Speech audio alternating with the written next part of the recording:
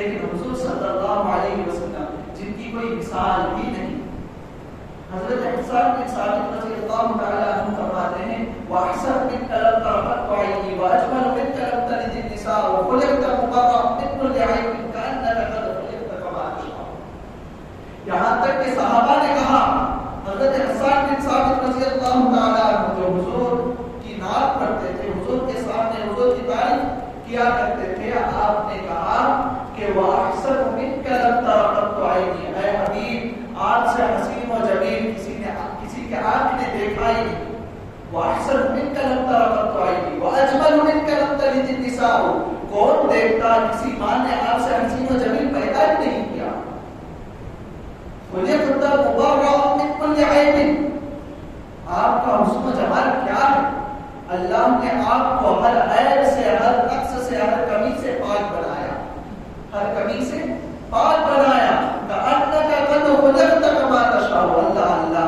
لوگ آج کے زمانے میں کہتے ہیں بھائی تم بڑا بڑا کے بولتے نا حضور کو, تم چڑھا کے بول دیتے نا حضور کو. میں کیا کہوں, حضور کا درجہ یہ ہے, اللہ کے بعد اگر کسی کا درجہ ہے تو حضور سرور کائنات صلی اللہ علیہ وسلم کا. صحابہ نے کہا, حضرت حسان بن ثابت کہتے ہیں کأنک قد خلقت کما تشاء. اتنے اوصاف بیان کر دیے, کہا کہ آپ سے حسین و جمیل کسی کے آنکھ نے دیکھا نہیں, کیسے دیکھتا کسی کے ماں نے جڑا نہیں, اور آگے کہہ دیا کہ آپ کو اللہ نے ہر عیب سے, ہر نقص سے, ہر چیز سے پاک بنایا. اے اللہ کے حبیب میں کیا بتاؤں, مجھے ایسا لگتا ہے کہ اللہ نے آپ کی تخلیق آپ کو پوچھ پوچھ کے بنائی. کأنک قد خلقت کما تشاء. گویا کہ اللہ نے آپ سے پوچھا پھر بنایا. اللہ اللہ اللہ اللہ, کیا شان ہے. حضور سن رہے ہیں اور کہتے ہیں اے حسان بن ثابت اللہ تمہاری مدد کرے روح القدس سے, جبرائیل کے ذریعے اللہ تمہاری مدد کرے. تو یہاں سے ایک بات پتہ چلتی ہے, جو حضور کی مدد و ثنا کرتا ہے اس کی مدد کے لیے اللہ جبرائیل علیہ السلام کو بھیجتا. خیر, ایک میں حضور کی شان, حضور کی رفعتیں, حضور کا ذکر کو اس طرح بیان کرنا چاہتا ہوں کہ جو قرآن و حدیث جو میں نے مطالعہ کیا, جو میرے نظر سے گزرا, وہ آپ لوگوں کے مابین رکھ کے اپنی گفتگو کو ختم کر دوں گا. معزز سامعین, حضور کا ذکر یہ کیا ہے؟ زندگی کا اصل مقصد ہے. زندگی کا اصل مقصد ہی حضور کا ذکر ہے. حضور کے ذکر کے بغیر انسان کا ایمان مکمل ہو ہی نہیں سکتا. یہ کیسے؟ قرآن خود کہتا ہے, قرآن خود کہتا ہے, اللہ فرماتا ہے وَرَفَعْنَا لَكَ ذِكْرَكَ. اے حبیب ہم نے آپ کی خاطر آپ کے ذکر کو بلند کر دیا, ہم نے آپ کی خاطر آپ کے مقام کو بلند کر دیا, ہم نے آپ کی شان کو آپ کی خاطر بلند کر دیا, بلند کر دیا. یہاں ایک سوال ہے, اللہ اللہ, مثال کے طور پر ہم سمجھانے کے لیے یہ کہتے ہیں کہ 10,000 کا موبائل 5,000 کے موبائل سے بڑا ہے قیمت, اس سے یہ بلند ہے. 50,000 کا موبائل 10,000 کے موبائل سے بلند ہے مقام میں. اچھا, میں ایک سوال کرتا ہوں, دنیا میں اللہ کے بعد کس کا درجہ ہے؟ حضور صلی اللہ علیہ وسلم کا. اللہ کہتا ہے اے حبیب ہم نے آپ کی خاطر آپ کے ذکر کو بلند کر دیا. اے مولا تیرے درجے کے بعد تیرے حبیب کا درجہ ہے, تو نے تمام جہاں میں تیرے حبیب کو سب سے اعلیٰ و اولا درجہ سے نوازا, پھر تو کہتا ہے کہ ہم نے تمہاری خاطر تمہارے درجے کو بلند کر دیا. تو اس سے مراد یہ ہے اے حبیب کوئی بندہ چاہے یا نہ چاہے کوئی آپ کے ذکر کو ادنا نہیں کر سکتا, کوئی نہیں گرا سکتا, کیونکہ میں آپ کے ذکر کو اعلیٰ کر رہا ہوں, میں آپ کے ذکر کو بلند کر رہا ہوں, میں آپ کے ذکر کو بلند کر رہا ہوں. کیسے؟ انسان کی زندگی سے لے کر موت تک حضور کا ذکر, موت کے بعد قبر میں بھی حضور کا ذکر, قبر کے بعد حشر میں بھی حضور حضور کا ذکر. ہر جگہ اللہ حضور کی شان کو بیان کرتا ہے. کیسے؟ ہر لمحہ حضور کا ذکر، حضور کی یاد ہر لمحہ رہنا یہ ہم پر لازم ہے. کیسے؟ حضرت جبرائیل علیہ السلام آ کر کہنے لگے اے حبیب صلی اللہ علیہ وسلم، اس آیت کے نیچے آپ فرماتے ہیں کہ آپ جانتے ہیں اللہ آپ کے ذکر کو کیسے بلند کیا؟ تو حضور صلی اللہ علیہ وسلم نے کہا کہ اللہ بہتر جانتا ہے. تو حضرت جبرائیل علیہ السلام کہنے لگے کہ اللہ کہتا ہے اذا ذکرت ذکرت معی، اے جبرائیل تم جاؤ، جا کر میرے حبیب کو کہہ دو میں میرے حبیب کا ذکر اس طرح بلند کرتا ہوں، جہاں جہاں میرا ذکر ہوگا وہاں وہاں میرے حبیب کا ذکر ہوگا، جہاں جہاں میرا ذکر ہوگا وہاں وہاں میرے حبیب کا ذکر ہوگا. یہاں تک کہ امام عطا رضی اللہ تعالیٰ عنہ فرماتے ہیں کہ اللہ نے حضور کے ذکر کو ایسا بنایا کہ اذا ذکرت ذکرت معی، اے حبیب ہم نے آپ کا ذکر ہمارے ذکر کے ساتھ بنا رکھا ہے. اذا ذکرت ذکرتنی، اے حبیب جو آپ کا ذکر کرے گا گویا کہ اس نے میرا ذکر کیا. اذا ذکرت ذکرنی، جو آپ کا ذکر کیا اس نے میرا ذکر کیا. مطلب کیا؟ جو بندہ دنیا میں حضور صلی اللہ علیہ وسلم کا ذکر کرتا رہتا ہے، ان کی نعتیں پڑھتا ہے، ان پر درود بھیجتا ہے، ہر لمحہ ان کی شان و شوکت کا بیان کرتا ہے، دنیا میں جب یہ بیان کرتا رہے گا کل قیامت کا دن ہوگا جب اس کے نامے اعمال کو کھولا جائے گا، جہاں جہاں اس نے حضور کا ذکر کیا وہاں پہ لکھا ہوا رہے گا کہ اس نے اللہ کے ذکر میں وقت گزارا، اس نے اللہ کے ذکر میں وقت گزارا ہے. ابھی اس کو واضح کر دو. اللہ فرماتا ہے یا ایھا الذین آمنوا اتقوا اللہ ولتنظر نفس ما قدمت لغد واتقوا اللہ ان اللہ خبیر بما تعملون. اے ایمان والو اللہ سے ڈرو. کس معاملے پر؟ ولتنظر نفس ما قدمت لغد، کل کے لیے تم نے کیا تیاری کی ہے اس کے لیے ڈرو، اس کے لیے ڈرو. پھر آگے کہتا ہے واتقوا اللہ، پھر اللہ سے ڈرو. ان اللہ خبیر بما تعملون، اللہ ہر چیز کو جانتا ہے جو کچھ تم کر رہے ہو.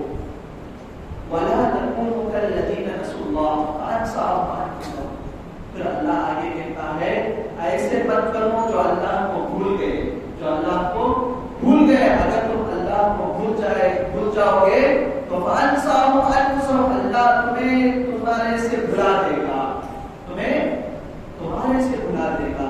اس آیت کو ذہن میں رکھیے. اب اس آیت کی تفصیل دیکھیے. اللہ کہتا ہے یا ایھا الذین آمنوا اتقوا اللہ، اے ایمان والو اللہ سے ڈرو. کس معاملے پر ڈرو؟ ایمان والوں سے مخاطب ہے. ایمان والے کون ہیں؟ عبادت کرنے والا ایمان والا، نماز پڑھنے والا ایمان والا، زکات دینے والا مومن ہے، اللہ سے ڈرنے والا مومن ہے. مومن کے اوصاف اتنے سارے ہیں. ہر ایک نیک کام کرنے والا، امر بالمعروف نہی عن المنکر پر اپنی زندگی گزارنے والا مومن ہے، مومن ہے. پھر اللہ یہاں پہ کہتا ہے اگلی زندگی کے لیے کیا بھیجے اس پر خوف کرو، اس پر خوف کرو. کون سی اگلی زندگی؟ مرنے کے بعد کیا تیاری کی ہے، مرنے کے بعد کیا تیاری کی ہے اس پر خوف کرو، اس پر خوف کرو. اور جو کچھ تم کر رہے ہو یہ اللہ جانتا ہے، اس پر اللہ خبر رکھتا ہے. یہ تمام باتیں ہمیں کیا بتا رہی ہیں؟ تم نمازیں پڑھ رہے ہو، یہ نمازیں، یہ روزے، یہ عبادتیں تمہیں کل کیسے کام آئے گی اس پر خوف کرو. یعنی تمہاری نمازیں جو تم پڑھ رہے ہو یہ نہ ہو جائے کہ کل قیامت کے دن اس کو لپٹ کر تمہارے چہرے پر مار دیا جائے. یہ تمہارے روزے، یہ صدقات و خیرات یہ برباد نہ ہو جائے. مولا اس کو کیسے بچائے؟ اس کو بچانے کا طریقہ کیا ہے؟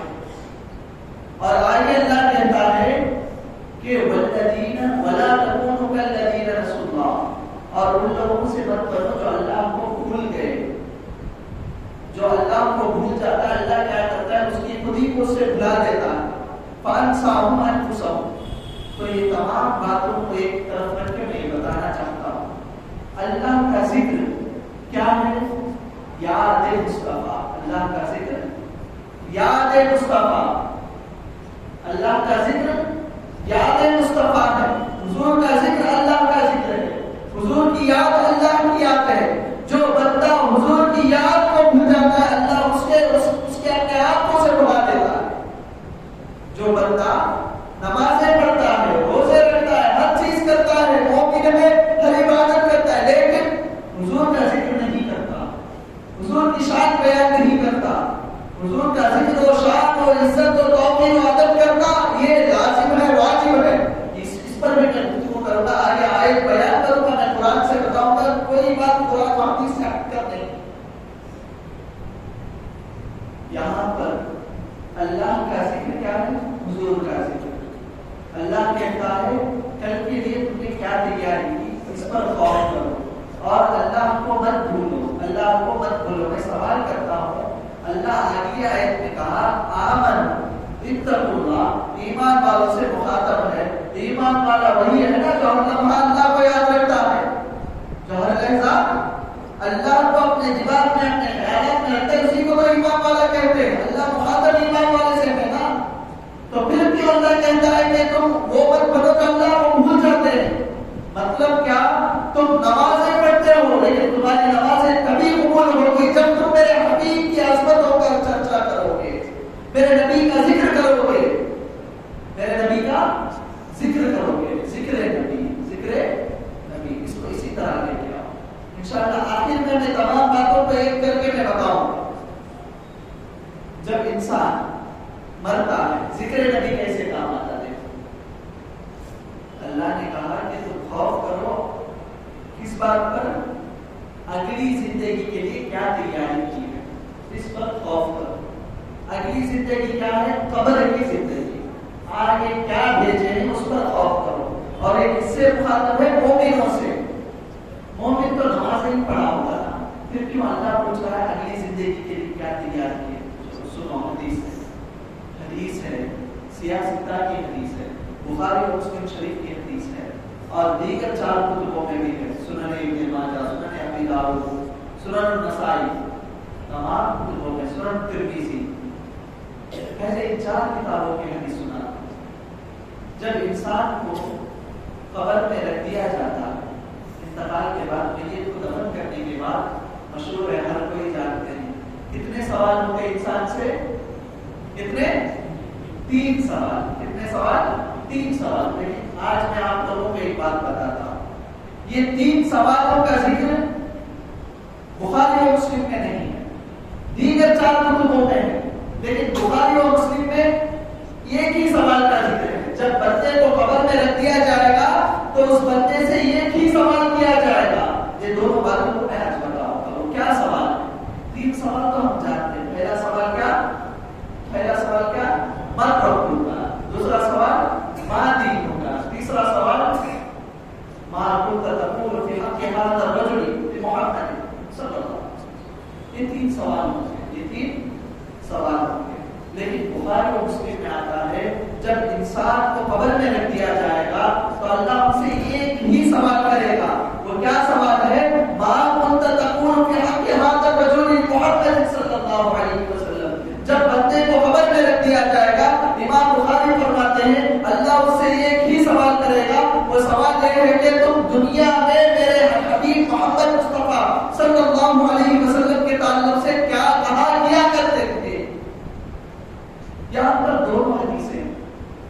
ایک حدیث سے یہ پتا چلتا ہے کہ 3 سوال، ایک حدیث سے یہ پتا چلتا ہے کہ ایک ہی سوال. اور بخاری اور مسلم شریف کی متفق علیہ حدیث ہے. متفق علیہ حدیث مطلب کیا؟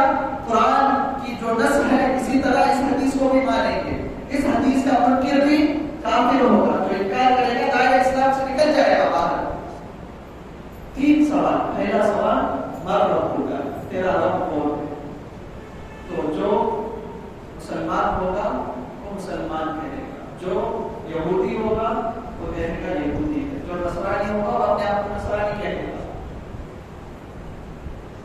جو من ربک کا جب سوال ہوگا تو کیا کہے گا؟ یہودی ہوگا تو اللہ کہے گا، نصرانی بھی اللہ کہے گا، اہل کتاب جتنے بھی ہیں اللہ کہیں گے. اس کے بعد دوسرا سوال ہوگا ما دین ہوگا، تیرا دین کیا ہے؟ یہودی ہوگا تو وہ کہے گا میں نصرانی ہوں، عیسائی ہوگا تو کہے گا کہ عیسائی ہوں. جس مذہب کا ماننے والا ہے وہ اپنے مذہب کا ذکر کرے گا. جب تیسرا سوال ہوگا کہ ما كنت تقول في حق هذا الرجل محمد صلی اللہ علیہ وسلم، تم دنیا میں ان کے بارے میں کیا کہتے تھے، کیا ذکر کیا کرتے تھے، ان کے تعلق سے تم کیا کہتے تھے؟ تو بندہ کہے گا جو حضور کا ذکر، جو حضور کی شان و شوکت دنیا میں بیان کرتا تھا، وہ کہے گا میں ان کو اللہ کا سچا رسول مانتا تھا، میں ان کو ان کا ذکر، ان کا شان و شوکت کو بیان کرتا تھا. حدیث کے الفاظ ہے میں اللہ کا سچا رسول مانتا تھا، ان پر ایمان لایا تھا، میں ان کو شفیع عالم مانتا تھا. بندہ کہے گا خبر میں، بندہ کہے گا خبر میں. لیکن امام بخاری کہتے ہیں کہ ایک ہی سوال ہوگا، ایک ہی سوال ہوگا. اس کو بھی میں واضح کر دیتا ہوں. جو مسلمان ہوگا اس سے ایک ہی سوال ہوگا، جو مسلمان ہوگا اس سے ایک ہی سوال ہوگا. مطلب کیا؟ دو سوال سب کو ہوں گے. من ربک، یہودی بھی جواب دے گا کہ اللہ ہے، نصرانی بھی کہے گا اللہ ہے. من ربک کا جواب یعنی تیرا رب کون ہے، یہودی بھی کہے گا کہ ربی اللہ.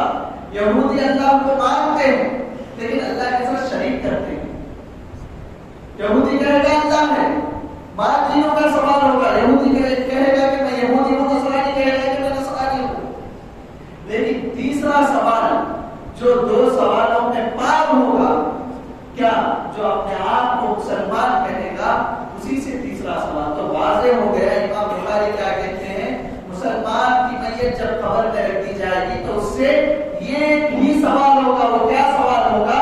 ما كنت تقول في حق هذا الرجل، تمہیں دنیا میں نے بھیجا، تم میرے نبی کے بارے میں کیا کہتے تھے؟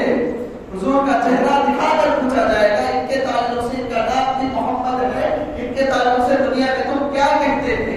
اب پھر چلو شروع ہوگا ذکر محمد صلی اللہ علیہ وسلم. حضور صلی اللہ علیہ وسلم کا ذکر جو دنیا میں کرتا ہے بندہ، قبر میں بھی ذکر کرے گا، قبر میں بھی بیان کرے گا. حضور کا ذکر کتنا ضروری ہے یہ بتانا چاہتا ہوں. جو دنیا میں بھول جائے گا حضور کے ذکر کو، اللہ خود کو اس سے بھلا دے گا. یعنی جو خود کو بھول جاتا ہے وہ قیامت کو بھول جاتا ہے، آخرت کو بھول جاتا ہے، جہنم کے عذاب کو بھول جاتا ہے، خدا کے خوف کو بھول جاتا ہے، تبھی وہ گناہ کرتا ہے. جو بندہ خود کو یاد رکھتا ہے وہ کون یاد رکھتا ہے؟ جو حضور کو یاد رکھتا ہے وہ خود کو یاد رکھتا ہے. کیسے؟ حضور کو یاد رکھنے والا کیا یاد رکھتا ہے؟ حضور نے کہا کہ قیامت کا دن ہوگا. حضور کو یاد رکھنے والا کیا یاد رکھتا ہے؟ حضور نے کہا کہ قرآن پر عمل کرو. حضور کو یاد کرنے والا کیا یاد رکھتا ہے؟ حضور نے کہا کہ بڑوں کا ادب کرو، بچوں پر رحم کرو. حضور نے کہا ہے کہ تمام چیزیں جو میں نے دے آئی ہے اس پر ایمان لاؤ، تمام آسمانی کتبوں پر ایمان لاؤ، تمام انبیاء پر ایمان لاؤ، قیامت کے دن پر ایمان لاؤ، اچھی بری تقدیروں پر ایمان لاؤ. جو حضور کا ذکر حضور کی یاد رکھتا ہے تو حضور کی ہر بات کو یاد رکھتا ہے. تو جو حضور کی ہر بات کو یاد رکھتا ہے وہ اپنے آپ کو بھی یاد رکھتا ہے، وہ اللہ کو بھی یاد رکھتا ہے. جو صرف اللہ کہتا ہے، حضور کو چھوڑتا ہے، یہ ملحد ہے. یہ ملحد ہے جو اسلام میں دائرے ایمان سے جدا ہو گئے لوگ ہیں. کیوں؟ اللہ نے کہا، اللہ نے کیا کہا؟ جو میرا رسول لے آیا ہے اس پر ایمان لاؤ. یعنی میں میری بہتانیت بھی میرے رسول کے ذریعے میں بیان کروں گا. جو آیت کریمہ میں نے تلاوت کی، اللہ فرماتا ہے الذین یتبعون الرسول النبی الأمی الذی یجدونہ مکتوبا عندہم فی التوراۃ والانجیل. اللہ تعالیٰ فرماتا ہے کہ جو لوگ الذین یتبعون الرسول النبی الأمی، جو لوگ اتباع کرتے ہیں کس کی؟ اس رسول کی جو غیب کی خبریں دیتا ہے. النبی الأمی، امی جو کسی سے پڑھا نہیں. لوگ یہ سمجھتے ہیں امی مطلب ان پڑھ. معاذ اللہ، کیا کہتے ہیں؟ حضور پڑھے لکھے نہیں تھے. امی کا مطلب کیا ہے؟ عربی گرامر میں آتا ہے امی اصل کو کہتے ہیں، اصل کو کہتے ہیں. جیسا کہ ام القرآن، سورہ فاتحہ کو ام القرآن کہا جاتا ہے، یعنی قرآن کا اصل. پورا قرآن کو سمٹ دیا جائے تو سورہ فاتحہ. سورہ فاتحہ میں حدیث میں آتا ہے سورہ فاتحہ کو حضور نے فرمایا ام القرآن ہے. تو مطلب کیا اصل ہے حضور صلی اللہ علیہ وسلم, کائنات کی اصل ہے حضور صلی اللہ علیہ وسلم. اللہ نے پہلے کسے بنایا؟ حضور صلی اللہ علیہ وسلم کے نور کو بنایا. تو اللہ کہتا ہے کہ امی النبی امی الذی, جو اس امی نبی پر ایمان لائے, جو اس امی نبی پر ایمان لائے. اور اللہ کہتا ہے, لوگ کہتے ہیں کہ ان پڑھ, میں کہتا ہوں کہ اللہ نے پڑھا کر بھیجا.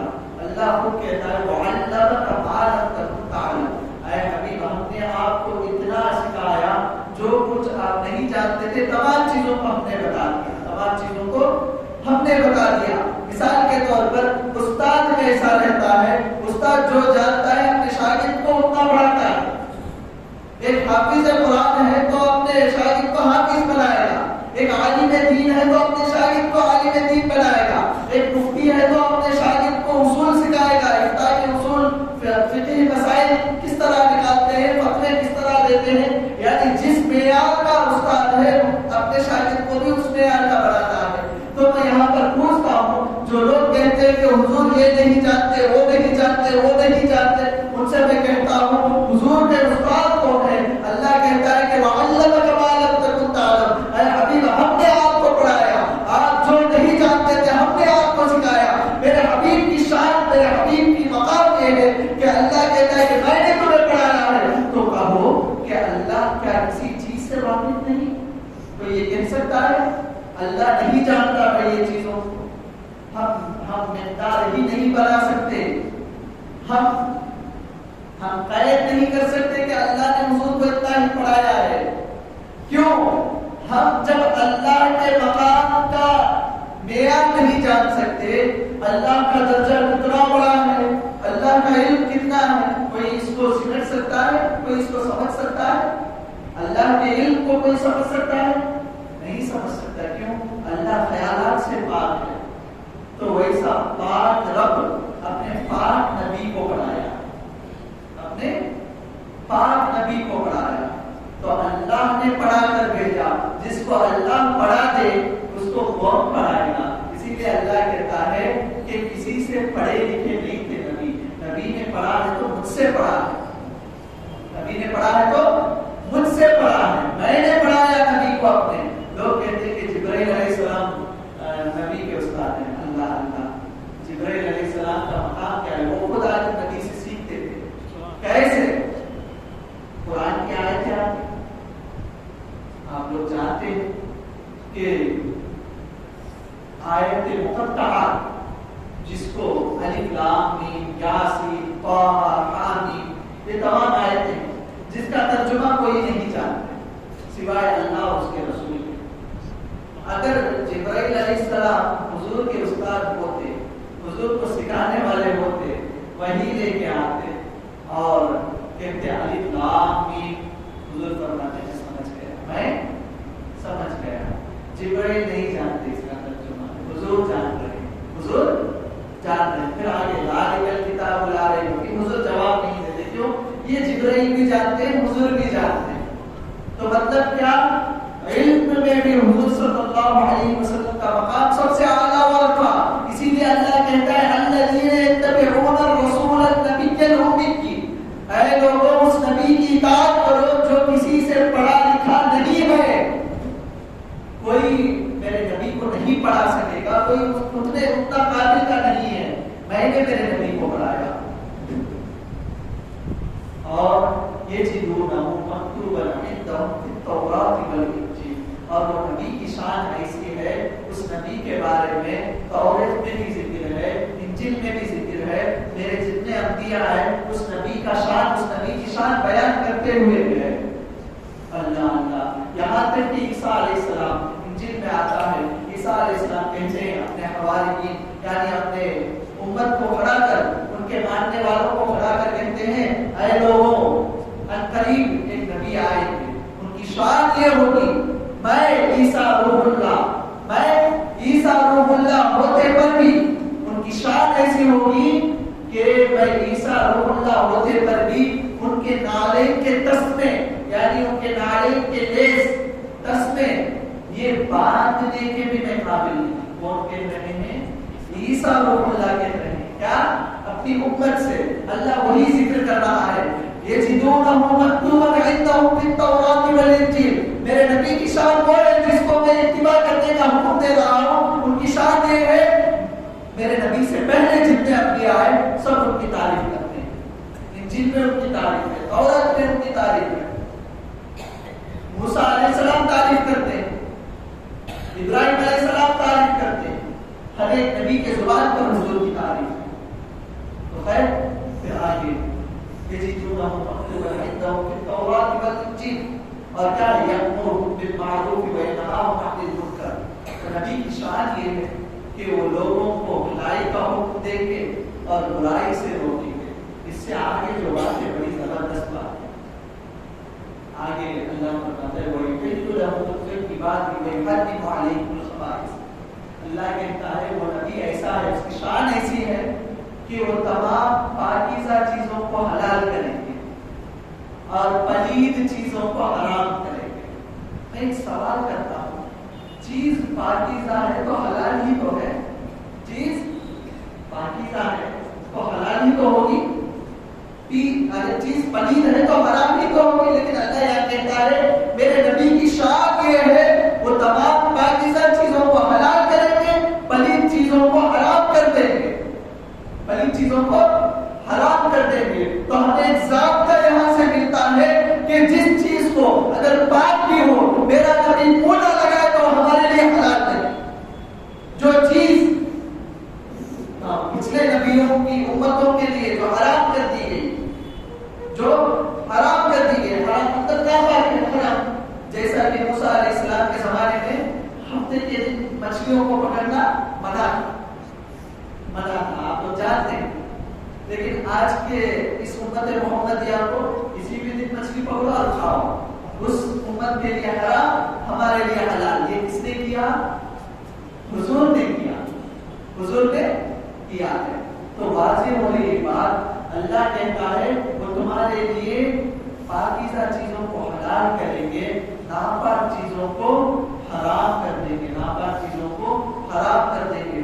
ہمیں ایک ضابطہ ملا, شریعت وہی ہے جو میرے مصطفیٰ کی زبان سے نکل جائے. شریعت وہی ہے جو میرے مصطفیٰ کی زبان سے نکل جائے. اللہ اللہ غار حرا سے حضور نکل کر آئے, پہلی وحی آئی.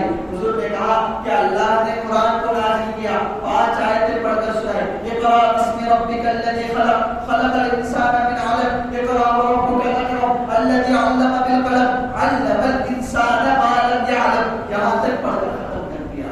یہ اللہ کی وحی بھیجی ہوئی. پھر آگے حضور کہتے ہیں یہ قرآن ہے, یہ قرآن ہے. حضور کے الفاظ کو کیا کہتے ہیں؟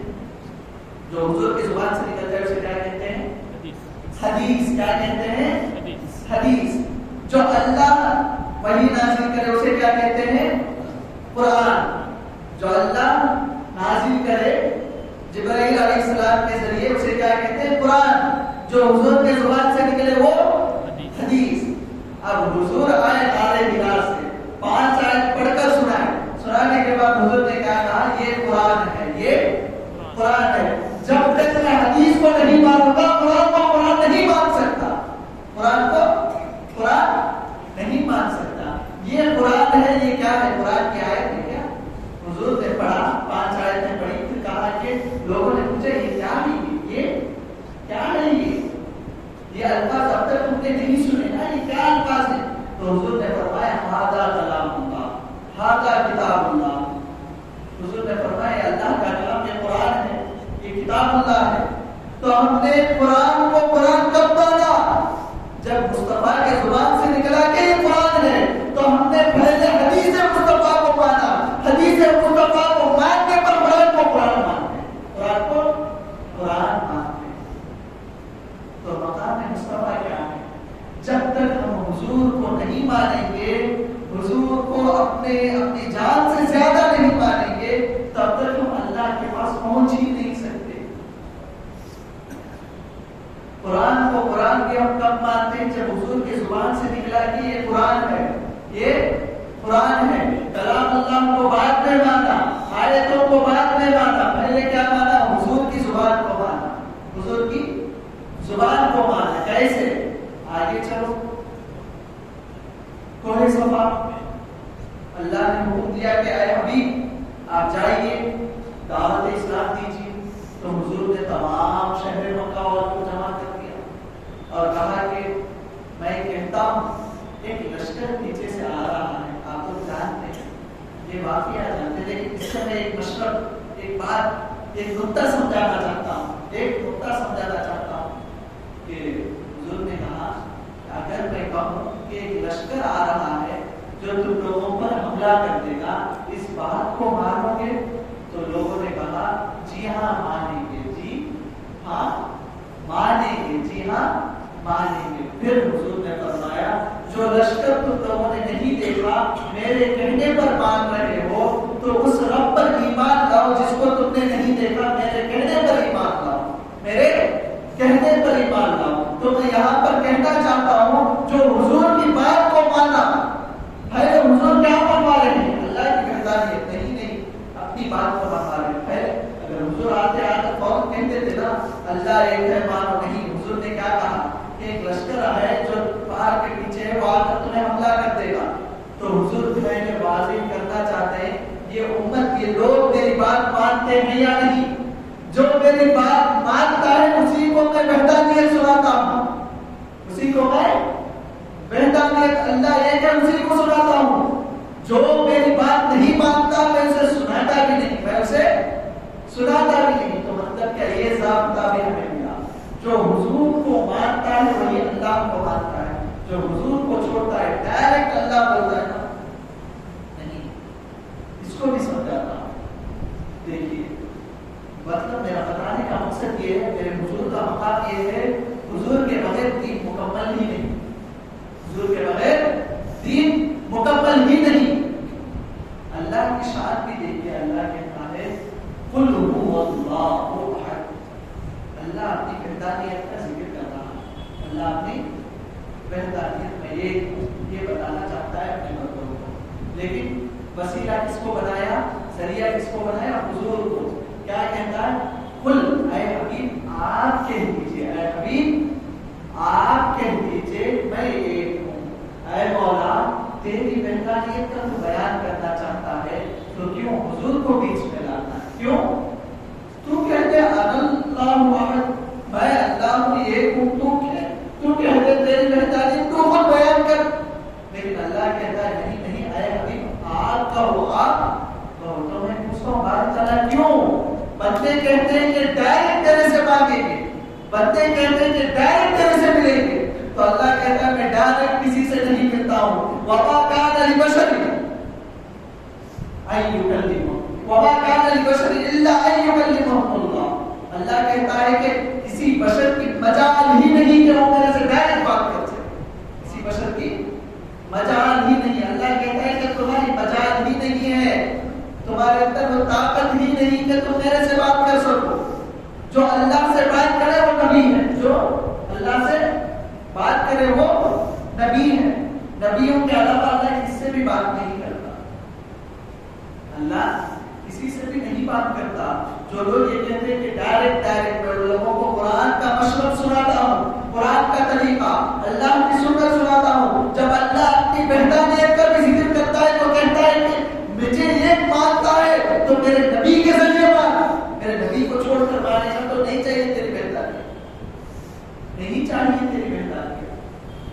تو حضور کو ماننا، حضور کی اصل ہے، اصل کائنات ہے، ان کا شان، ان کا مقام، یہ تمام جو مانتا ہے وہی کامیاب ہے، وہی کامیاب ہے. تو آگے اللہ فرماتا ہے کہ حضور وہ ہے جو وَيَضَعُ عَنْهُ إِصْرَهُ وَأَغْلَالَ الَّتِي كَانَتْ عَلَيْهِمْ. آگے اللہ فرماتا ہے میرا نبی وہ ہے جو تمہارے سروں سے بوجھ کو ہٹا دیا، تمہارے سروں سے بوجھ کو ہٹا دیا، اور تمہارے گلوں میں جو پھندے تھے، غلامی کے پھندے، وہ نکال دیا، وہ نکال دیا، اس کو دور کر دیا، اس کو دور کر دیا. میرے نبی کے آنے کے بعد یہ تو ہمیں جو ظلمتیں جو ظلم بربریت کا بازار تھا اس سے انسان بچا، جو اپنے بیوی کو بیچ دیا کرتے تھے، اپنی بیٹیوں کو زندہ زمین میں دفن کر دیا کرتے تھے، حضور آئے تو بیٹی کا مقام بیان کیا۔ حضور نے کہا کہ جس کے پاس 3 بیٹیاں ہیں اس کی تربیت کیا اور اسے اچھے سے نکاح کیا تو وہ جنتی ہے، بغیر حساب کتاب کے جنت میں جائے گا۔ پھر آگے اتنی آسانی کر دی، صحابہ نے پوچھا اللہ کے حبیب جس کی 2 لڑکیاں ہیں اس کے لیے بھی جنت ہے، جس کی ایک لڑکی ہے اس کی تربیت کیا، اچھے سے اس کا نکاح کیا، وہ بھی بغیر حساب کتاب کے جنت میں جائے گا۔ تو مطلب کیا، جو غلامی، جو انسان غلامی کی زندگی کیا کرتا تھا، جو انسان مصیبتوں میں اپنی زندگی گزارتا تھا، حضور آئے تو ان کی مصیبتوں کو دور کرتی، ان کی مصیبتوں کو دور کرتی۔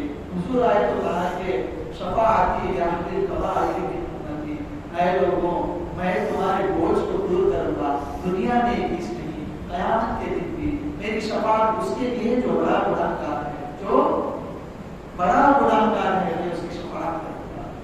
جو گناہ کر کے غفلت میں بھول کر گناہ کر دیا، میرا امت یہ جو قیامت کے دن میں اس کی شفاعت کروں گا، میں اس کی شفاعت کروں گا۔ تو مطلب کیا، حضور ہمارے بوجھوں کو دور کر رہے ہیں، ہمارے گھروں سے جو غلامی کا پردہ تھا اس کو ہٹا رہے ہیں اللہ کے حکم۔ پھر آگے کہہ رہا ہے میں نے اتنا دیا میرے نبی کے ذریعے اور میں کہتا ہوں کہ میرے نبی کی اطاعت کرو۔ میرا نبی کیا ہے، تمہیں صحیح اور غلط کا راستہ بتاتا ہے۔ میرا نبی کیا ہے، تمہیں پاک چیزوں کو حلال کرتا ہے، گندگیوں کو حرام کرتا ہے۔ یہ میرے نبی کی شان ہے، تمام چیزوں کو بیان کر کے آگے اللہ کہتا ہے فَالَّذِينَ آمَنُوا بِهِ، جو لوگ میرے نبی پر ایمان لاتے ہیں، وَعَزَّرُوهُ وَنَصَرُوهُ، اور میرے نبی کی عزت و ادب و تعظیم کرتے ہیں، میرے نبی کی عزت و ادب و تعظیم۔ تو قرآن کا فیصلہ ہے، قرآن کا فیصلہ ہے کہ نبی کی تعظیم کرو، نبی کی ادب کرو، اطاعت بھی کرو اور ادب بھی کرو، یہ دونوں لازم۔ تعظیم کرو، یہ تعظیم ہمیں صحابہ سکھاتے ہیں۔ حج کا موقع ہوتا ہے، بخاری شریف کی حدیث ہے، بخاری اور مسلم شریف متفق علیہ حدیث، میں بخاری اور مسلم سے باہر نکلتا ہی کیوں، آپ لوگوں کو بھی ایک دلیل مل جائے۔ بخاری شریف میں آتا ہے کہ حج کا موقع تھا، حج کا موقع تھا، میدان مینا، مینا کا میدان، حج کا آخر رکن یعنی مینا کے میدان میں خطاب ہوتا ہے، اس کے بعد نحر ہوتا ہے، سوال کرتے ہیں، حج ختم ہو جاتا ہے وہاں سے۔ تو حج کا موقع تھا، صحابہ کا حضور تھا، صحابہ فرماتے ہیں کہ حضور نے سوال کیا اے میرے صحابہ، اے میرے صحابہ، یہ کون سا مہینہ، یہ کون سا مہینہ؟ صحابہ کہتے ہیں اللہ و رسولہ اعلم، اللہ و رسولہ اعلم، واضح ہے حج کا مہینہ، طواف کر کے آ رہے ہیں، لیکن کسی کی مجال نہیں، کسی کی مجال نہیں، کوئی نہیں کہہ رہا ہے کہ اللہ کے حبیب یہ حج کا مہینہ ہے، ابھی کعبے کا طواف کیا ہم نے، ابھی صفا مروا صحیح کر کے آئے ہیں، یہ حج کا مہینہ نہیں، کوئی نہیں کہتا۔ بخاری کے الفاظ کہتے ہیں اللہ و رسولہ اعلم، اللہ اور اس کا رسول جانتا ہے بہتر۔ پھر آگے حضور فرماتے ہیں اے صحابہ، اے لوگوں، یہ بستی، یہ شہر، یہ کون سا شہر ہے، یہ شہر، یہ کون سا شہر ہے؟ واضح بات ہے، جہاں پر بیت اللہ ہے وہ مکہ ہے، ہم کوئی جانتے ہیں، صحابہ سے بڑھ کر کون جانتا ہے جو اپنی زندگی وہاں گزارا، لیکن صحابہ کہتے ہیں اللہ و رسول اعلم، اللہ اور اس کا رسول بہتر جانتا ہے، اللہ اور اس کا رسول بہتر جانتا ہے۔ پھر آگے حضور فرماتے ہیں اے صحابہ، آج کا دن کون سا دن ہے، آج کا دن کون سا دن ہے؟ پھر صحابہ سب چیز جانتے ہیں کہ عمر نحر ہے، لیکن نہیں کہہ رہے اللہ اور اس کا رسول جانتا ہے۔ کیا کہتے ہیں؟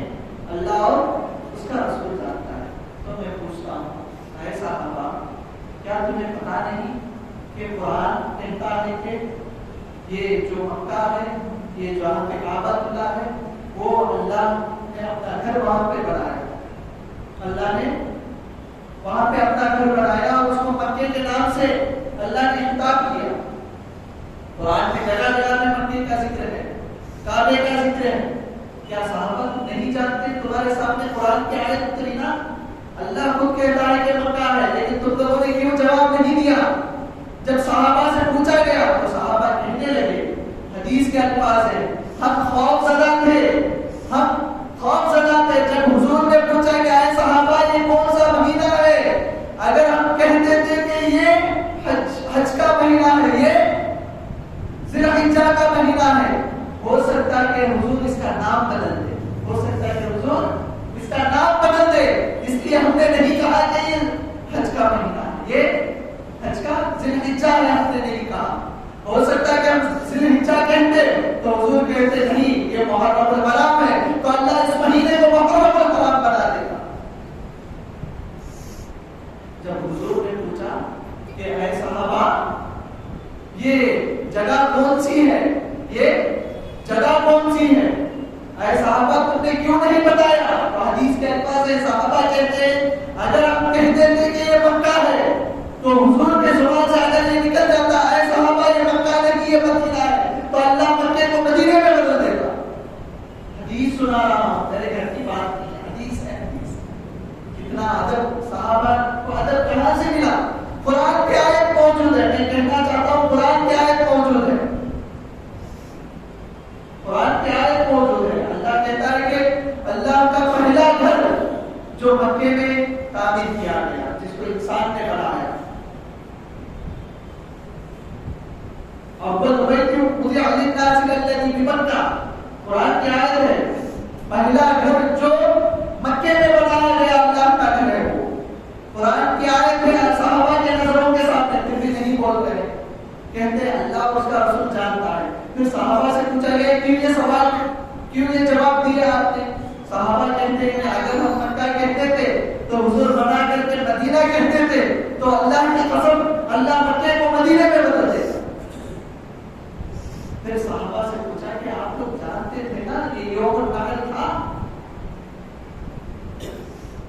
میدان مینا کا میدان ہے، یوم النحر ہے، حج کا آخر رکن ہے، ذبح کر دو حج ختم ہو جائے گا، سب جانتے تھے تو کیوں نہیں بتایا؟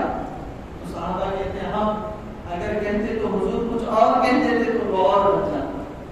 تو مطلب کیا صحابہ کا ایمان تھا، حضور کے زبان سے جو بات نکل جاتی ہے یہ کیا اصل دین ہے، یہی اصل دین ہے، یہی اصل دین ہے۔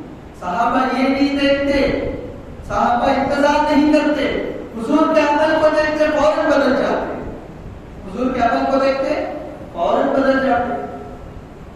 جتنے لوگ حج اور عمرہ کو گئے ہیں جانتے ہیں نا مسجد قبلتین، دو قبلوں والی مسجد، حضور مکے سے مدینہ تشریف لے گئے، 18 مہینے بیت المقدس کی طرف نماز پڑھ رہے، بیت المقدس کی طرف نماز پڑھ رہے، پھر اچانک نماز کے درمیان خیال آتا ہے، قرآن کیا ہے، قد نرى تقلب وجهك في السماء فلنولينك قبلة ترضاها۔ اللہ نماز میں خیال آتا ہے حضور بار بار آسمان کی طرف دیکھ رہے ہیں، حضور بار بار آسمان کی طرف دیکھ رہے ہیں۔ اللہ کہتا ہے اے حبیب آپ کا بار بار آسمان کی طرف دیکھنا کیا ہے؟ پھر قرآن کیا ہے؟ مانا اللہ اور حضور کے درمیان کی باتیں ہیں، قرآن کیا؟ دو حبیب اور محبوب کی باتیں ہیں، حبیب اور محبوب کی باتیں، حبیب عاشق اور معشوق کی باتیں، وہ کلام ہمارے پاس موجود ہے۔ اللہ کہتے ہیں اس کو پڑھو، نماز میں بھی یہ پڑھو، ہر جگہ یہ اس کی تلاوت کرو۔ دیکھو نماز کے درمیان بات چل رہی ہے، اللہ کہتا ہے اے حبیب قد نرى، حضور سے کہتا ہے کہ آپ کا بار بار دیکھنا، بار بار آسمان کی طرف دیکھنا کیا ہے، کیا ہے؟ اللہ کہتا ہے کہ بار بار دیکھنا کیا ہے؟ کیا چاہتے ہو آپ؟ قبلہ بدلنا چاہتے ہو، قبلے کو بدلنا چاہتے ہو؟ قد نرى، تم بار بار دیکھ رہے ہو، کیا دیکھ رہے ہو؟ قبلہ بدلنے کے لیے؟ تو میں کہتا ہوں تم جو چاہتے ہو اسے قبلہ بنا دو۔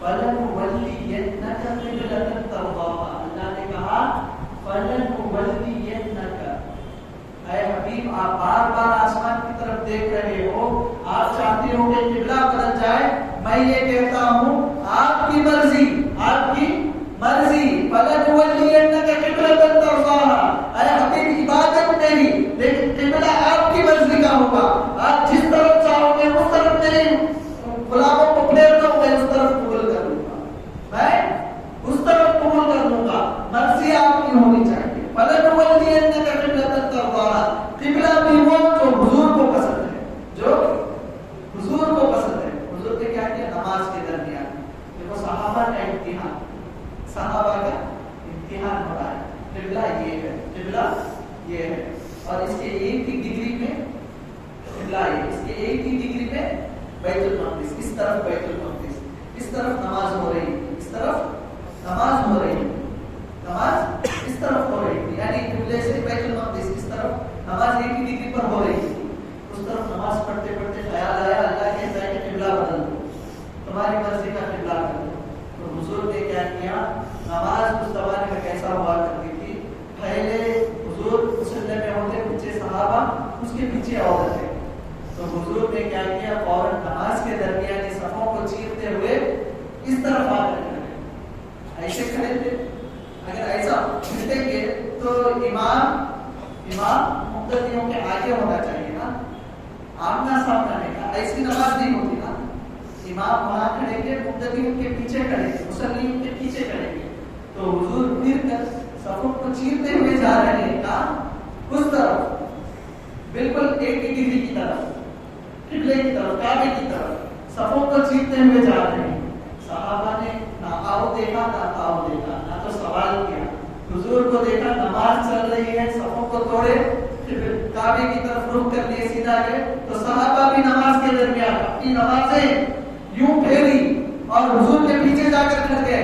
نماز کے درمیان یہ تمام چیزیں چل رہی ہیں، ہاں نماز کے درمیان یہ تمام چیزیں چل رہی ہیں۔ اللہ کہتا ہے میں نے آزمایا تمام کے ایمان کو، نماز کے درمیان میں نے آزمایا یہ میرے نبی کی اطاعت کرتا ہے یا نہیں، نماز پڑھ رہا ہوں کہ کٹ کرتا ہو جاتا ہے، نماز بھی وہی قبول جس میں نبی کی اطاعت ہو۔ تو صحابہ نے کیا کیا؟ نمازوں کو ایک طرف رکھا، انتظار نہیں، صحابہ کو کیا پتا آیت اتری یا وحی اتری، اللہ اور حضور جانتے۔ نماز کے درمیان حضور صفوں کو چیرتے ہوئے سامنے کے کھڑے ہو گئے، صحابہ بھی حضور کے پیچھے پیچھے کے کھڑے ہو گئے، کھڑے ہو گئے۔ تو اللہ کہتا ہے میں نے صحابہ کو آزمایا، یہ کس حد تک میرے نبی کی اطاعت کرتے ہیں، یہ کس حد تک میرے نبی کی اطاعت کرتے ہیں۔ آج کے لوگ اپنے آپ کو توحید پرست بولتے ہیں، نہیں بھائی قرآن میں ہے کیا؟ میں بولتا ہوں قرآن بھی وہی قرآن ہے جو میرے نبی کی زبان سے نکلا، پہلے حدیث رسول کو مانا تبھی قرآن کو قرآن مانا، جب حضور نے کہا کہ یہ قرآن ہے تو تبھی وہ قرآن ہے، پہلے حدیث رسول کو مانا پھر قرآن کو مانا۔ لوگ کہتے ہیں حدیث قرآن میں ہے کیا؟ بھائی وہ قرآن کیا ہے؟ قرآن کو تم نے کیسے جانا؟ حضور نے زبان سے کہا قرآن ہے تو یہ قرآن ہے نا۔ تو نماز کے درمیان یہ تمام کام چل رہے ہیں لیکن نماز نہیں ٹوٹی، کسی کی نماز نہیں ٹوٹی۔ اللہ اللہ، دیکھو اتنا لوگ کہتے ہیں کہ اللہ کی عبادت، اللہ واقعی اللہ کی عبادت جس میں عشق نبی کے بغیر اللہ کی عبادت کرتا ہے وہ عبادتیں قبول نہیں، جس کے دل میں عشق نبی ہے اور وہ اللہ کی عبادت کرتا ہے وہی عبادتیں قبول ہے۔ حدیث میں آتا ہے، بخاری شریف کی حدیث ہے کہ حضور صلی اللہ علیہ وسلم کو صحابہ 3 دن سے نہیں دیکھے، 3 دن ہو گئے حضور کو دیکھ کر، حضور کو دیکھ کر 3 دن ہو گئے۔ نماز کا وقت ہے، نماز میں کھڑے ہوئے، نماز پڑھ رہے ہیں، تو اچانک ایک خوشبو آتی، حضور صلی اللہ علیہ وسلم اپنے گھر کی دہلیز سے باہر آتے، خوشبو آتی، صحابہ اس خوشبو کو سونگتے ہیں اور دل تڑپتے ہیں، 3 دن سے اپنے یار کو نہیں دیکھتے، پلٹ کے دیکھنے لگے، نماز میں اپنا چہرہ گھما دیے حضور کی طرف۔ مصلی تو مصلی امام حضرت ابو بکر رضی اللہ تعالیٰ وہ بھی سوچنے لگے کچھ تو چل رہا ہے پیچھے، کچھ تو چل رہا ہے پیچھے، وہ بھی پلٹ کے کھڑ گئے، وہ بھی پلٹ کے کھڑ گئے نماز کے درمیان۔ اچھا لوگ یہ کہتے ہیں کہ نماز میں معاذ اللہ حضور کا خیال نہیں آتا، اس کا بھی خیال نہیں آتا، حضور کا خیال بھی نہیں آتا، معاذ اللہ۔ یہاں پر دیکھیے صحابہ کا عقیدہ اور حضور کی شان دیکھیے، نماز چل رہی ہے، 3 دن ہو گئے صحابہ حضور کو دیکھ کر، تو حضور اپنے حجرے اندر سے باہر نکل کے آ رہے ہیں، تو نماز کے حالت میں صحابہ گھوم گئے حضور کی طرف، دیکھ رہے ہیں، مسکرا رہے ہیں حضور کو دیکھ کر، پورا مجمع حضور کی طرف دیکھ رہا ہے۔ حضور نے کہا نماز پڑھ رہے ہیں آپ لوگ، نماز کو جاری کرو، جاؤ نماز کو جاری کرو۔ حضور کو دیکھیں نماز میں، نماز نہیں ٹوٹی، نماز نہیں ٹوٹی۔ اگر نماز میں قبلے سے چہرہ مڑ جائے تو نماز ٹوٹ جاتی ہے، نماز ٹوٹ جاتی ہے۔ لیکن یہ عبادت دیکھیے کیا عبادت ہے، جس میں حضور کو دیکھ رہے ہیں پھر بھی نماز نہیں ٹوٹی، پھر بھی نماز نہیں ٹوٹی۔ تو یہ تقاضا کیا ہے؟ حضور چاہتے تو کہتے نا، اے اللہ کے بندوں تمہاری نماز ٹوٹ گئی، تم نے یہ کیا کیا؟ اللہ کی عبادت کرتے ہوئے مجھے دیکھ رہے ہو، جاؤ پھر سے نماز پڑھو۔ نہیں، حضور کیا کہہ رہے ہیں؟ اپنی نماز کو جاری رکھو، اپنی نماز کو جاری رکھو۔ تو حضور کا خیال تو بہت دور کی بات، صحابہ کا عمل یہ تھا، نماز میں بھی حضور کو دیکھتے تھے، نماز میں بھی حضور کو دیکھتے تھے۔ یہ میرے حبیب کی شان ہے، یہ میرے حبیب کی شان شوکت ہے۔ اللہ نے فرمایا وَتُعَزِّرُوهُ وَتُوَقِّرُوهُ، میرے نبی کی شان کو بیان کرو، ان کا ادب کرو، ان کا ادب کرو، اور وہ جو کتاب لے آئے اس کتاب پر عمل کرو۔ یہ تمام کر کے تمہارا کیا ہوگا؟ اولئک هم المفلحون، جو اس پر عمل کرے گا وہی کامیاب، وہی کامیاب ہے۔ کامیابی کا ایک ہی درجہ، ایک ہی اسٹیپ مصطفیٰ، تم قدم اٹھاؤ اسٹیپ مصطفیٰ کی طرف، خود بخود کامیاب ہو جاؤ گے، خود بخود کامیاب ہو جاؤ گے۔ یہ تمام زندگی کا مقصد کیا ہے؟ حضور کی شان، حضور کا ذکر کرنا، حضور کا ذکر کرنا۔ خبر میں بھی ایک ہی سوال ہوگا، میرے نبی کے بارے میں کیا کہتے تھے؟ زندگی کا مقصد ایک ہی ہے، کیا؟ حضور کا ذکر، حضور کی شان بیان کرو، اس سے بڑھ کر کچھ نہیں۔ اللہ نے خود کہا کہ میرا ذکر کیا ہے؟ میرے نبی کا ذکر ہی میرا ذکر ہے، میرے نبی کا ذکر ہی میرا ذکر ہے۔ میرے نبی کا ذکر چھوڑ کر میرا ذکر نہیں کر سکتے، میرا ذکر نہیں کر سکتے۔ تو صحابہ نے یہ بتایا اور حضور کی شان ہم تمام کے آگے واضح کر دی کہ یہی نبی کی شان ہے۔ اللہ نے کہا وَرَفَعْنَا لَكَ ذِكْرَكَ، اے حبیب ہم نے آپ کی خاطر آپ کے ذکر کو بلند کیا۔ کیسے بلند کیا؟ اللہ جانتا ہے کہ وہ بلندی کو کوئی نہیں جانتے، اللہ بس ہم اتنا جانتے ہیں، اپنے بڑوں سے ہم نے سنا ہے کہ صرف اللہ ان سے بڑا ہے، صرف اللہ ان سے بڑا ہے۔ تو معزز سامعین، میرے حبیب کی شان و شوکت، اس کا ذکر کرنا یہ ایمان کا حصہ ہے۔ اللہ نے فرمایا فَالَّذِينَ آمَنُوا بِهِ وَعَزَّرُوهُ وَنَصَرُوهُ، ایمان لاؤ میرے نبی پر، ایمان لاؤ۔ فَالَّذِينَ آمَنُوا بِهِ، جو لوگ حضور پر ایمان لاتے ہیں، وَعَزَّرُوهُ، اور ان کی ادب کرتے ہیں، ان کی شان و شوکت کا ذکر کرتے ہیں، ان کی تعظیم کرتے ہیں، وَنَصَرُوهُ، اور ان کی مدد کرتے ہیں، اور ان کی مدد کرتے ہیں، وَاتَّبَعُوا النُّورَ الَّذِي أُنزِلَ بِهِ، اور اس نور کی اطاعت کرتے ہیں جو وہ لے آئے، یعنی قرآن کی اطاعت کرتے ہیں۔ اولئک هم المفلحون، وہی لوگ کامیاب ہیں۔ تو کامیابی کا محور، وہ مرکز کیا ہے؟ حضور ہے۔ حضور کی عظمتوں کا بیان کرنا، حضور کی شان کا بیان کرنا، یہ اللہ کی سنت ہے۔ دنیا و آخرت و ما فیہا، جتنا بھی ہے حضور کی شان کی ہے۔ زندگی میں بھی حضور کا ذکر، آخرت میں بھی حضور کا ذکر، ہر جگہ حضور کا ذکر ہی ہوگا۔ کل قیامت کا منظر ہوگا، آپ نے حدیث بتا کر اپنی گفتگو کو ختم کر لیتا ہوں۔ قیامت کا منظر ہوگا، حدیث میں آتا ہے کہ اللہ اپنے بازو ایک عرش لگائے گا، جس کا ذکر حدیث میں آتا ہے مقام محمود کرتے، مقام محمود پر اپنے حبیب کو فائز کرے گا، اپنے بازو ایک عرش لگائے گا اور اس عرش پر حضور کو بٹھائے گا، حضور کو بٹھائے گا۔ اور اس نفسی کے عالم میں حدیث میں آتا ہے کہ ہر امت اپنے نبی کے پاس جائے گی، ہر کوئی کہے گا اذهبوا الى غیری، اذهبوا الى غیری، میرے غیر کے پاس جاؤ، میرے غیر کے پاس جاؤ، میرے غیر کے پاس جاؤ۔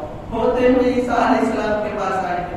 عیسیٰ علیہ السلام بھی کہیں کہ میرے غیر کے پاس جاؤ. تمام امتیں مل کر حضور کے پاس آئے گی, آ کر کہیں گے اے اللہ کے حبیب صلی اللہ علیہ وسلم ہماری مدد کیجیے.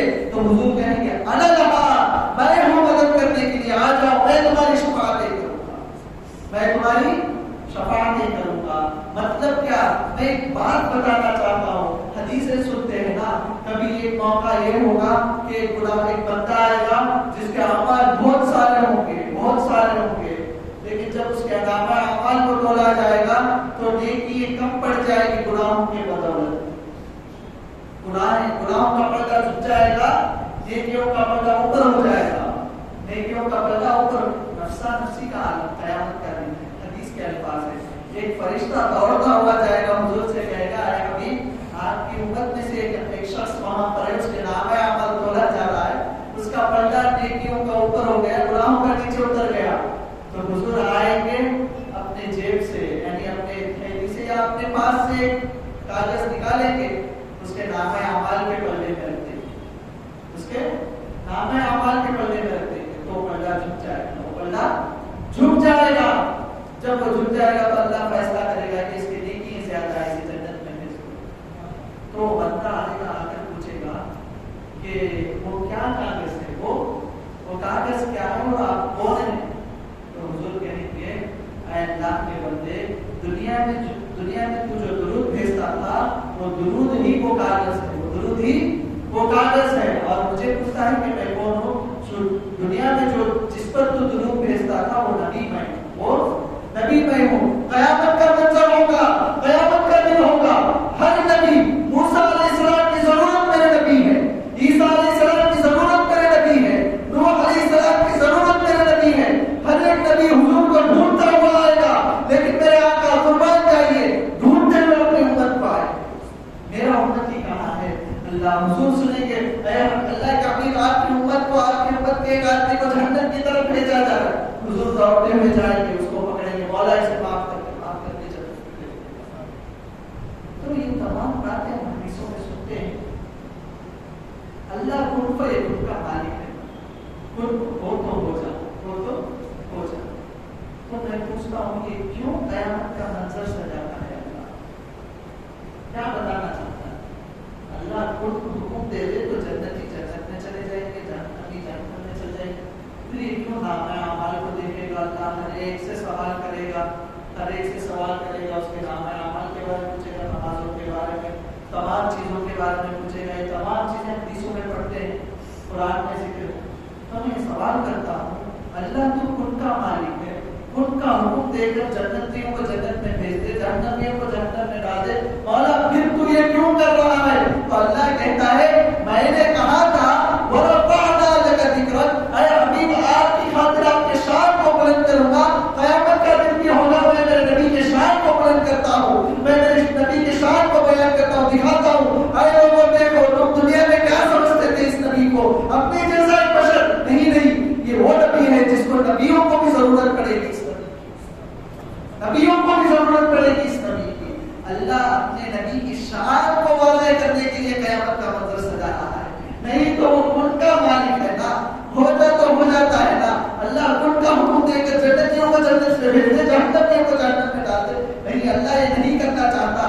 قیامت کے دن بھی اپنے نبی کی شان کو بیان کرنا چاہ رہا ہے, اپنے نبی کی شان کو بتانا چاہتا ہے, اپنے نبی کی شان کو بیان کرنا چاہتا ہے.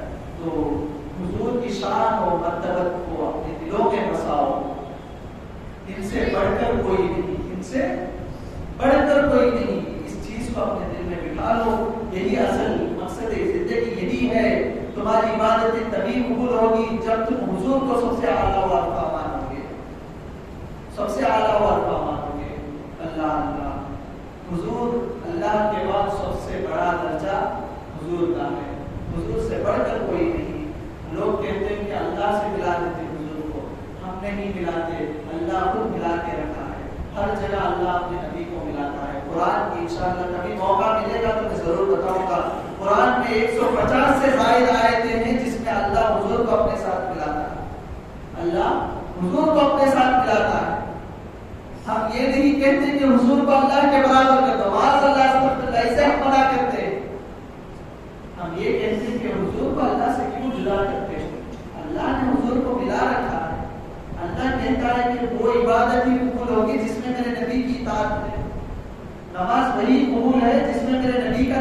ہے، روزہ وہی قبول ہے جس میں میرے نبی کا طریقہ ہے، حج وہی قبول ہے جو طواف جس طرح میرے نبی نے کیا اس طرح طواف کرو گے وہی حج قبول ہے، وہی عمرہ قبول ہے۔ تو مطلب ہمیں ضابطہ مل گیا، شریعت وہی ہے جو میرے نبی کے زبان سے نکل جائے، شریعت وہی ہے میرے نبی کے زبان سے نکل جائے، اور اسلام وہی ہے جو میرے نبی کر دے۔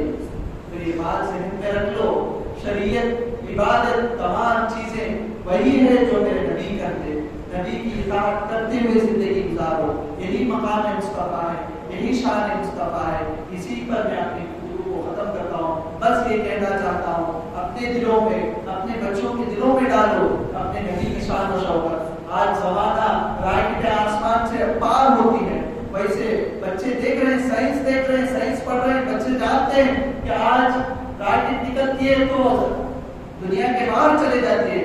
اگر ہم ان بچوں کے آگے حضور کی شان و شوکت نہیں بتائیں گے، بچوں کو نہیں کہیں گے کہ راکٹ کیا بھی کمال کی نہیں بات، ہمارے نبی معراج کی رات میں ایک آن میں ساتوں آسمان کا سفر پورا کر کے قاب قوسین او ادنیٰ اس مقام تک پہنچ کر ایک آن میں آ گئے۔ جب یہ شان بتائیں گے تو بچے بھی نیک بنیں گے نا۔ تو خیر، حضور کی شان کو اپنے بچوں کے دلوں میں ڈالو اور حضور کا ذکر زیادہ سے زیادہ بچوں کو سناؤ، ان کی زندگی میں سوار ہو۔ میں کسی پر اپنی گفتگو کو ختم کرتا ہوں، باری تعالیٰ سے دعا کروں، باری تعالیٰ تمام کو حضور کی شان کو جان کر ان کی اطاعت اور اتباع، ان کی تعظیم کرنے کی توفیق عطا فرمائے، اور ہر لمحہ حضور کا ذکر، حضور کی یاد و یاد عطا فرمائے، اور یہ روح جب تک سے جدا ہو حضور صلی اللہ علیہ وسلم ہمارے نگاہوں کے سامنے کھڑے رہے، اور یہ روح تک سے جدا ہو، اور اس طرح کی موت ہمیں عطا فرمائے۔